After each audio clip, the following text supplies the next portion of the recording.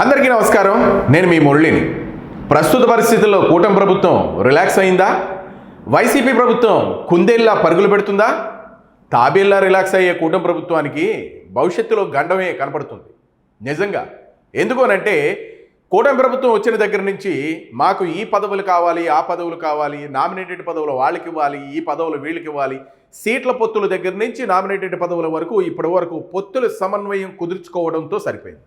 ఈలోగా వైసీపీ మాత్రం ఈ కూటమి ప్రభుత్వం యొక్క వైఫల్యాలను ఎండగట్టే పనిలో వైఫల్యాలు ఉండడం లేకపోవడం పక్కన పెడితే ప్రతిదీ సాకుగా చూపించి మేముంటే అలా చేద్దాం, మీరుంటే ఎలా చేద్దాం, మీరు ఇలా చేశారు, కూటమి ప్రభుత్వం ఇలా చేస్తుంది, పవన్ కళ్యాణ్ అలా చేస్తున్నాడని ఇప్పుడు కొత్తగా కాపు రాజకీయానికి తెరలేపారు.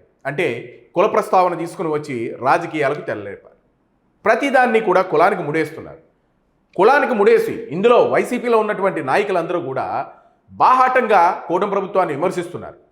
ఒక చంద్రబాబు నాయుడు గారినే కాదు, పవన్ కళ్యాణ్నే కాదు, లోకేష్నే కాదు, ప్రతి ఒక్కరిని విమర్శల పర్వంతో వాళ్ళు దూసుకుని వెళ్ళిపోతున్నారు. మరి కూటమి ప్రభుత్వం ఏం చేస్తుంది? రిలాక్స్గా అందులో ఉండే నాయకులు మనకెందుకులండి, మన నాయకుడు చూసుకుంటాడులేండి అన్న చందాన ఎవరు మాట్లాడడం లేదు. అంటే ఇక్కడ చూస్తే కుందేలు తాబేలు కథ గుర్తొస్తుంది. తాబేలులా కూటమి ప్రభుత్వం రిలాక్స్గా ఉండి చూద్దాంలే అని మధ్యలోకి వెళ్ళి నిద్రపోతే వైసీపీ మాత్రం కుందేల్లా పరిగెట్టుకుంటూ వెళ్ళి కూటమి ప్రభుత్వాన్ని తొక్కుకుంటూ వెళ్ళిపోద్ది అని చెప్పడంలో అతిశయోక్తి ఏమీ లేదు.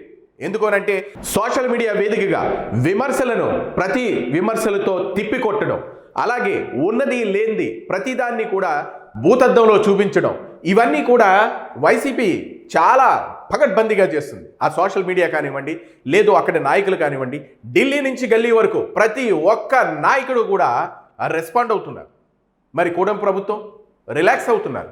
ఏ నాయకుడు కూడా నాది కాదులే మా అథారిటీ అన్నట్టు, నాది కాదులే మా బాస్ చూసుకుంటాడు అన్న చందాన వైసీపీ విమర్శలు చేస్తూ ఉంటే దానికి ధీటుగా ఆ విమర్శలను తిప్పుకొట్టే ప్రయత్నం కూడా క్షేత్రస్థాయిలో జరగడం లేదు. అంటే ఇప్పుడు వీళ్ళ రిలాక్స్ అయ్యారనుకోవాలా? లేదు మనకి బ్రహ్మాండ వంటి సీట్లు వచ్చేసాయి, నెక్స్ట్ కూడా నేనే సీఎం అవుతానని చంద్రబాబు నాయుడు గారు అనుకుంటున్నారా? లేదు పవన్ కళ్యాణ్ నేనే డిప్యూటీ సీఎం అవుతాను, లేదు మళ్ళీ కూటమి ప్రభుత్వం వస్తుందని అనుకుంటున్నారు? ఎక్కడ లోపం ఉంది? నాయకులు నెత్తి నోరు బాదుకుంటున్నారు. అరే బాబు, క్షేత్రస్థాయిలో ఉన్నటువంటి నాయకులు ఎవరైతే ఉన్నారో వాళ్ళందరూ కూడా ఆ విమర్శలన్నింటినీ తిప్పికొట్టండి అని చెప్తున్న సందర్భం కనపడుతుంది. మొన్న చంద్రబాబు నాయుడు గారు పవన్ కళ్యాణ్ మీద ఎవరైనా విమర్శలు చేస్తే మీరు తిప్పి కొట్టండి అని చెప్పేంత వరకు కూడా ఏ నాయకుడు కూడా విమర్శించడం లేదు. అంటే కూటమి ప్రభుత్వంలో ఇంకా జనసేనే, టీడీపీయే, బీజేపీయే, మన టీడీపీ, మన జనసేన, మన బీజేపీ అని అనుకుంటున్నారేనే అనుకోవాలి. కూటమి అని అంటే మూడు పార్టీల కలయిక. ఏ నాయకుడిని, ఏ పార్టీలో ఉన్న నాయకుడిని ప్రతిపక్షం విమర్శించింది అని అంటే ఆ క్షేత్రస్థాయిలో ఉన్నటువంటి నాయకులు ప్రతి విమర్శ చేస్తూ, అంటే విమర్శ చేయమని కాదు, వీళ్ళు తప్పు చేస్తే ఒప్పుకోవాలి, లేదు అని అంటే అది మేము తప్పు చేయలేదని ప్రతి విమర్శ చేస్తూ ఆ విమర్శలను ఎండగట్టే ప్రయత్నం చేయాలి. ఇప్పటి వరకు ఒక్క నాయకుడు కూడా ముందుకు రావడం లేదు. అది కూడా పెద్ద నాయకులు చంద్రబాబు నాయుడు కానివ్వండి, జనసేన అధినేత కానివ్వండి, వీళ్ళందరూ కూడా గట్టిగా నెత్తి నోరు బాదుకుని ఏవయ్యా మీరు అలా ఖాళీగా కూర్చుంటున్నారేంటి, ఎందుకు మీరు ఆ విమర్శలను తిప్పుకొట్టడం లేదు అని అంటేనే కానీ ఎవరు కూడా స్పందించడం లేదు. ఇదే గనక కొనసాగితే 2 ఏళ్ళు అట్లాగా అయిపోయింది, ఇంకొక 3 ఏళ్ళు ఉంది. మరి జగన్ అయితే పాదయాత్ర చేస్తానని అంటున్నారు. మరి ఆ పాదయాత్రలో కూడా కాస్త పుంజుకుంటారు. అలా ఆల్రెడీ వైసీపీకి కొద్దిగా కాస్తో కూస్తో బలం ఉంది కదా, ఆ బలంతో వాళ్ళ ముందుకు వెళ్ళిపోతున్నారు.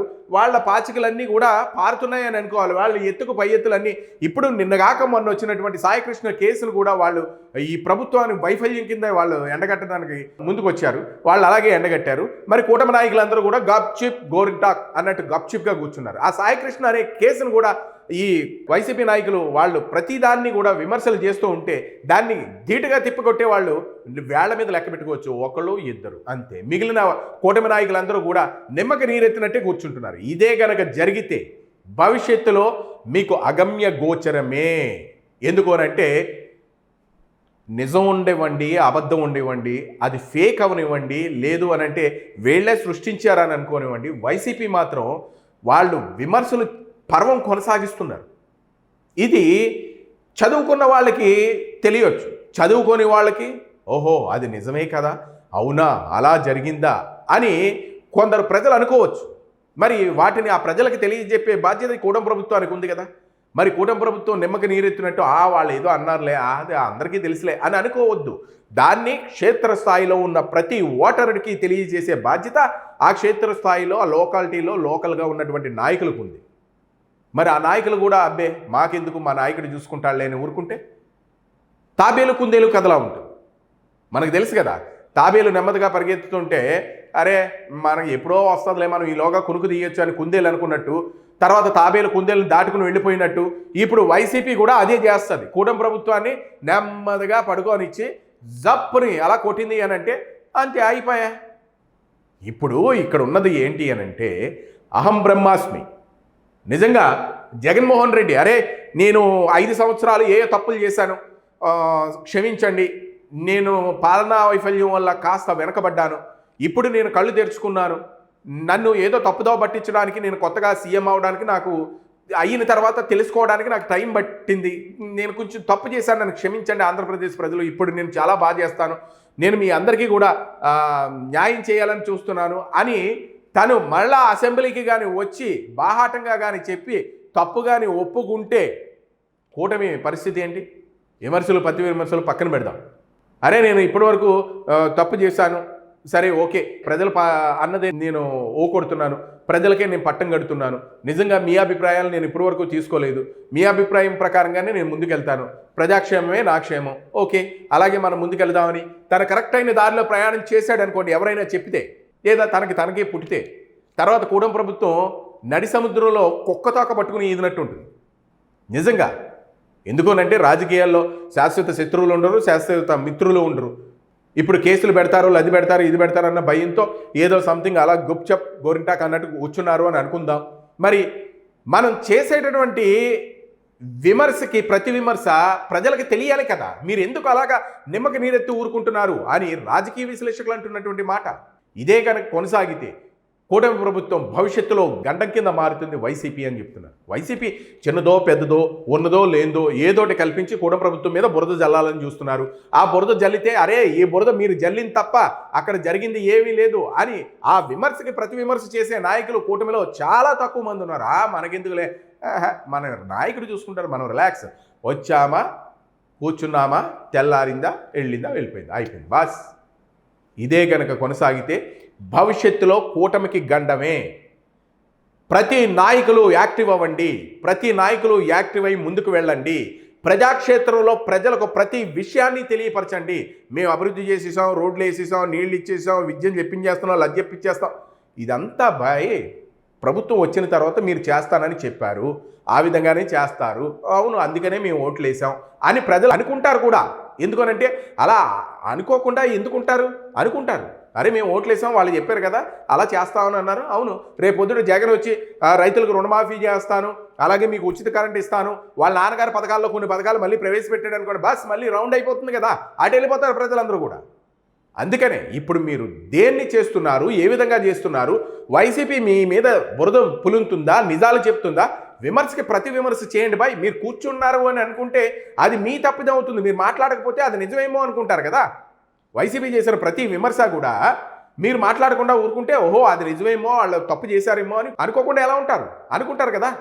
అందుకనే వైసీపీ చేసినటువంటి ప్రతి విమర్శని కూడా మీరు తిప్పికొట్టే ప్రయత్నం చేయండి. నిజమే అయిందనుకోండి, దానికి మీరు ఏం సంజాయిషి చెప్పాలనుకుంటున్నారో అది చెప్పాలి. ఇదే కొనసాగితే ఈ విధంగానే గుంబనంగా కూర్చుని ఉంటే కూటమి ప్రభుత్వంలో నాయకులు, క్షేత్రస్థాయిలో నాయకులు, గల్లీ నాయకుల దగ్గర నుంచి ఢిల్లీ నాయకుల వరకు అలా కూర్చుని ఉన్నారు అని అంటే రేపొద్దుట మీ ప్రభుత్వానికి గండం. ఇప్పుడు 160 సీట్లు 160 పైగా సీట్లు వచ్చేసాయి, తర్వాత 175 సీట్లు లేదా 180 సీట్లు అని మీరు లెక్కలు వేసుకోవచ్చు. కానీ అక్కడ వైసీపీ చేసినటువంటి విమర్శను ప్రతిదాన్ని కూడా మీరు సీరియస్గా తీసుకోండి. అందులో కొంతమంది నాయకులే వేళ్ల మీద లెక్కబెట్టే నాయకులే ప్రతి విమర్శ చేస్తున్నారు, మిగిలిన నాయకులందరూ కూడా గప్చేప్. ఇదే కొనసాగితే చాలా కష్టం. ఎందుకు అనంటే మైండ్ గేమ్ ఆడుతుంది వైసీపీ. ఆ మైండ్ గేమ్లో మీరు కూడా చిక్కుకుంటే మీ అస్తిత్వాన్ని మీరు కోల్పోయే ప్రమాదం ఉంది. 2029లో అస్తిత్వాన్ని కోల్పోవడమే కాకుండా మీ మీద ప్రజలకు కాస్త అభిమానం తగ్గేటటువంటి ప్రమాదం కూడా ఉంది. అభివృద్ధి, పెట్టుబడులు, తర్వాత క్షేత్రస్థాయిలో ఉన్నటువంటి అభివృద్ధి, ఇవన్నీ ఓకే, అవన్నీ మీరు చేస్తున్నారు. కానీ మేము చేస్తున్నామని చెప్పేటటువంటి నాయకుడు ఎవరు నోరు మెదపడం లేదు. వైసీపీ వాళ్ళు చేసినటువంటి విమర్శకు ప్రతి విమర్శ అసలే చేయడం లేదు. అంటే తాబేలు కుందేలు కథలాగా ఇప్పుడు కూటమి నాయకులందరూ కూడా నడుస్తున్నారు. మరి ఇలా నడిస్తే మీరు భవిష్యత్తులో మీ ఉనికిని కోల్పోయే ప్రమాదం ఉంది అని రాజకీయ విశ్లేషకులు అంటున్నటువంటి మాట. మరి దీనిపై మీ అభిప్రాయాలను కామెంట్ రూపంలో తెలియజేయండి. వీడియోని లైక్ చేయండి, షేర్ చేయండి. Thank you.